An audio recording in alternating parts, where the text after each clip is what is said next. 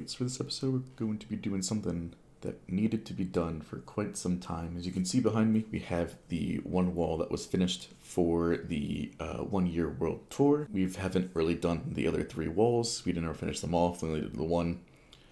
We planned to get them all done for the 1 year world tour, but we never did, and now they are all done. So this is going to be the start of the episode. We're going to do some other small things that we can improve and adapt and fix and all the things in this episode. But the main thing being all 4 of our spawn perimeter walls and the actual spawn platform here all completed, which is something that we really needed to do for a really long time here. And now this is done, we can have all 4 of our walls here, which just makes the perimeter look really, really nice when you first join. And yeah, the concrete stuff's handled above, which makes the bottom part here really, really clean. When you first join, you only see that if you look up, and then you'll see the chunk loader in the background for the perma loader, and then the other plural, because the portal linking in this area is really, really weird, and I don't know why. But yeah, so that's this spawn area completely done. I'm very, very happy this is done. And now it just ties everything in together, and we can see it from the map view here. Obviously the walls won't be changed, but still see it from the map. And you can see the little hearts, even though it's made out of glass, it still kind of shows there, which is kind of okay because you can still see through it a little bit and it doesn't really interfere.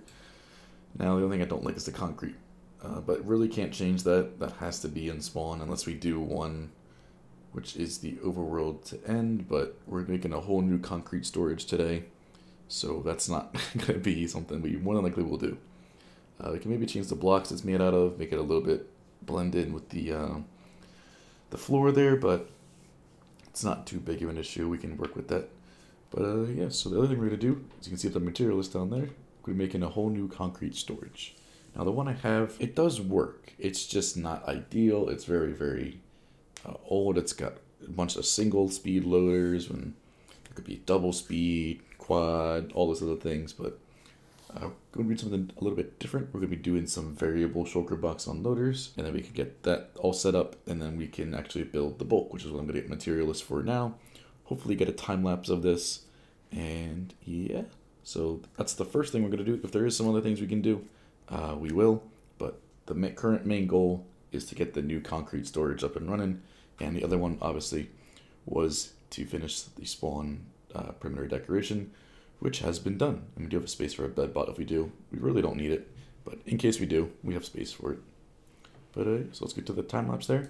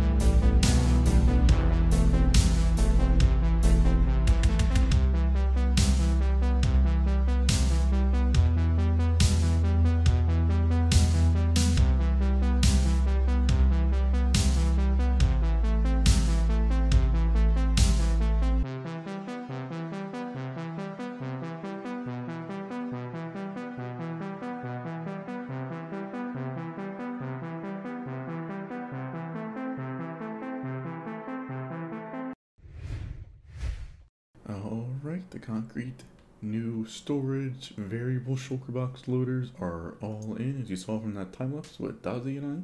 So we got this all set up. We had to do the filters, of course. We didn't do that because we had to go get the items for the filters. It's a bit higher up right here. So just 4 shulker boxes and then whatever item you want to sort. That's all you got to do for any shulker box sorter is that. And then yeah, so this one up here, we basically use Andrew's variable shulker box filter or variable item filter. So basically what happens here is we actually don't even use the end ones, but we'll go to one over here.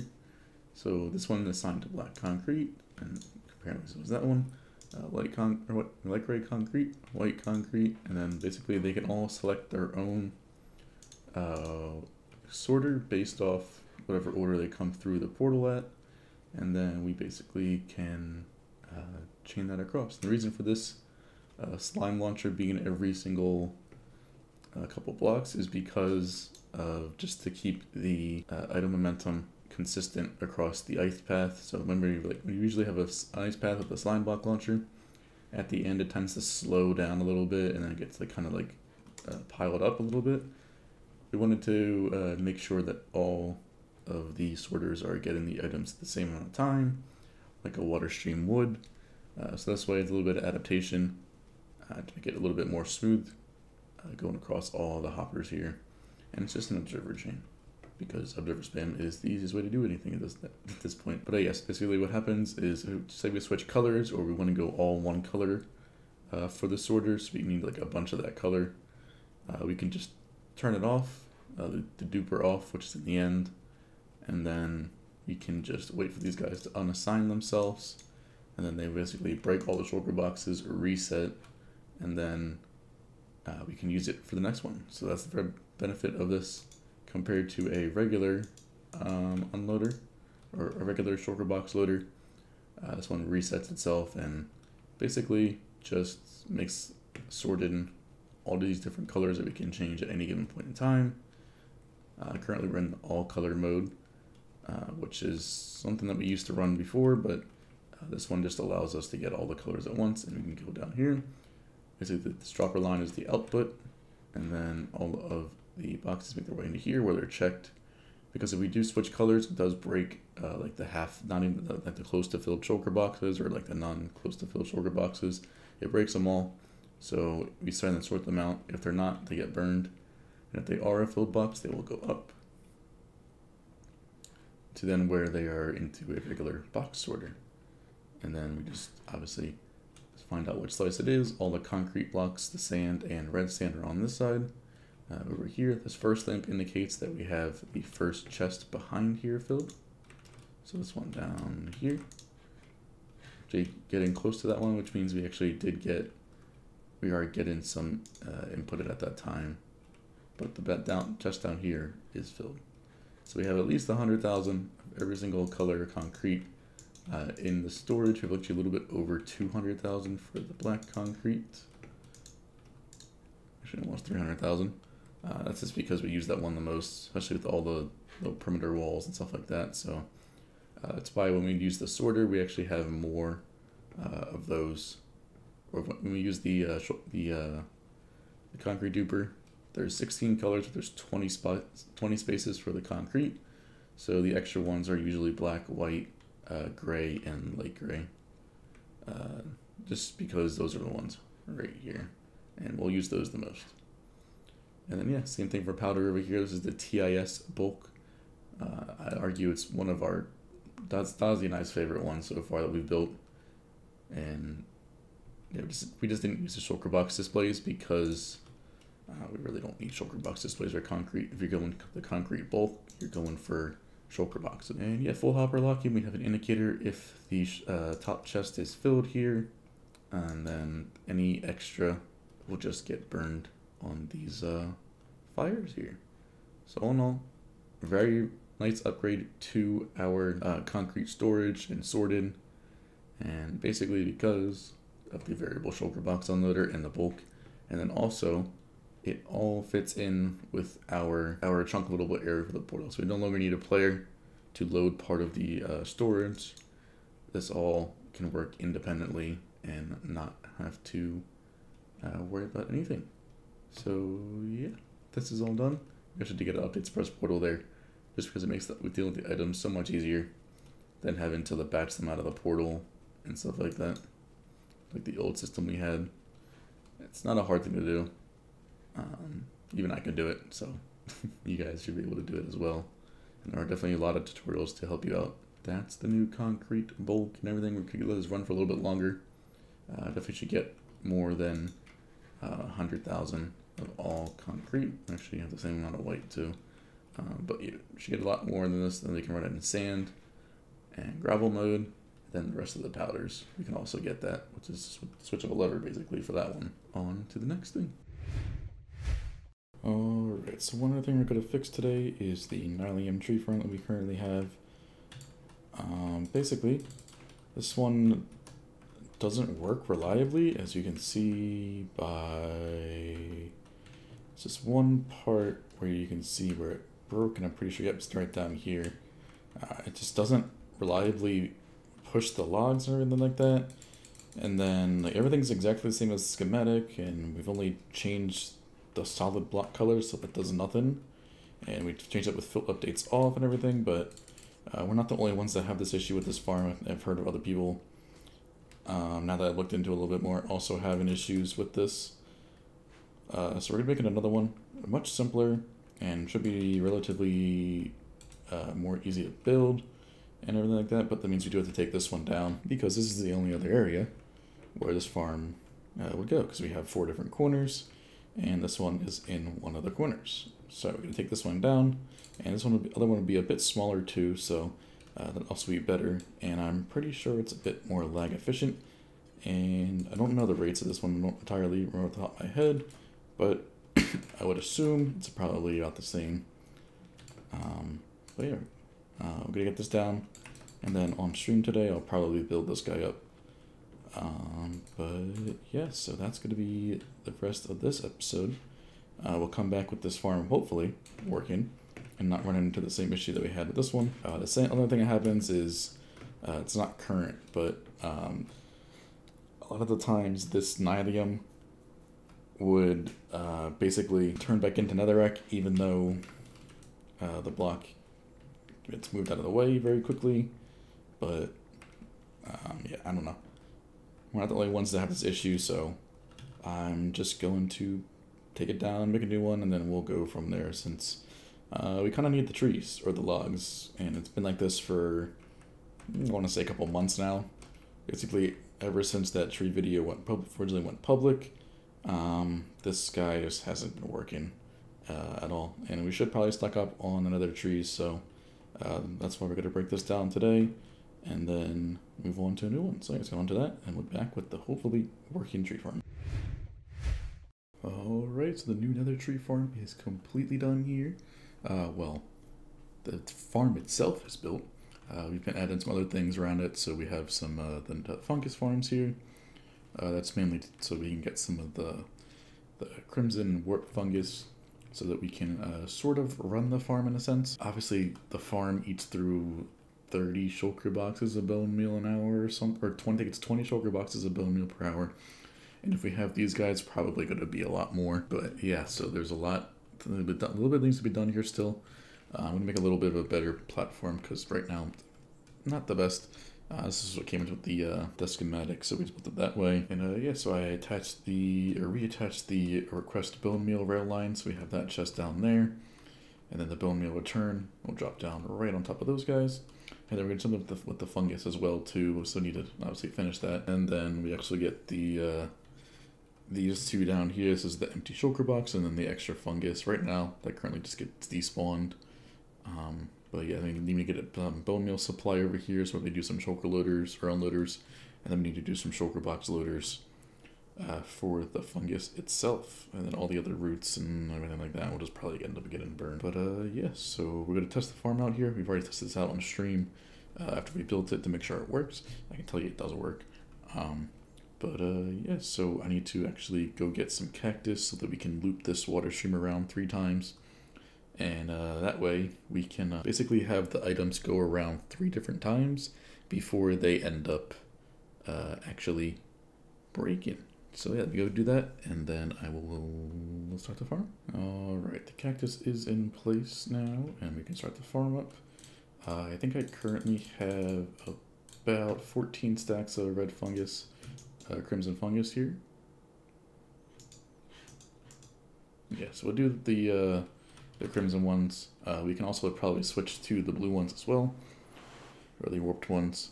We do have sorters for both of them. We have all the shulker levers back here. We are going to collect all of the logs, but as you can see, we only have 3 sorters for each of the warp blocks. We really don't need to collect all of those. It's like something stupidly high. I think it's 180,000 or something stupid. So we're not going to collect those. And then we have the shroom lights, and then, like I said, the extra fungus that we'll get. We'll eventually link that water stream up to here, and then that way we can make sure we get the ones that we don't get back, or that we don't use, we get them back, because you do get around 4,000 extra dispensed at you that you just don't keep up, or you don't basically keep. So yeah, let's turn the farm on, lower our block sounds real quick. This is going to get really loud. Once this door opens, we will be good to go. So head in here, look at the very back of the Nylium here, and I'm just going to hold down the button 2. For some reason, whenever I run this farm, this obsidian wall just like doesn't render, but you can see it's still there. We can watch it in a second here, but yeah, let's start to plant the fungus here. And you can see just how ridiculous the farm is here. And even the top part, which doesn't really get too much, is like constantly getting pushed. But the bottom part down here is something that is a little bit crazy. And they use this really cool feature to, when you block 36 TNT, we can watch it here that most of these entities don't get destroyed. Even though they could be sometimes right next to the TNT, they would not, or just get destroyed. So right there, they didn't get destroyed because it basically doesn't do as much damage to the entities. Which is going to be the same thing for our cactus here. You can see that the items are going right past the cactus, but they are not immediately getting broken. So yeah, the items here will loop around about 3 times. It depends on the speed of the items. I think for us it'll probably loop around twice. So this farm is absolutely crazy. There will be a link down in the description below to the original creator. I think all they have is a schematic, so you might need to join either TMA or the tree Discord, the tree archive Discord. But either one will work. But yeah, so it's still really satisfying to watch. Way simpler than the other one. Seems more reliable. The other one would break in about 2 minutes. Not even 2 minutes of running the farm. But yes, because of the block 36 TNT, you do get a bit of cobblestone from the farm. It's about 10,000, so I don't think it's worth keeping, in my opinion. They're having a bit of a lag spike here with some other things going.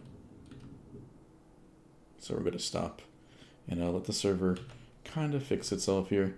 But yeah, there's a lot of things going on right now, so I don't want to stretch it out too much with all these entities that are going to be flowing around. But yeah, so eventually we'll see really soon that most of these entities will stop, and we'll actually turn the farm off. That way we can get an accurate picture of that. Yeah, I really don't know what's going on right now. It's never been this bad. But yeah, farm shuts off, and all that stuff will get packed in the shulker boxes. Currently, we don't have any box sorters for the any of the shroom lights or the warp blocks in the storage area, so we're going to have to do that, which is why currently those are blocked off, even though they have everything there. Those just despawn.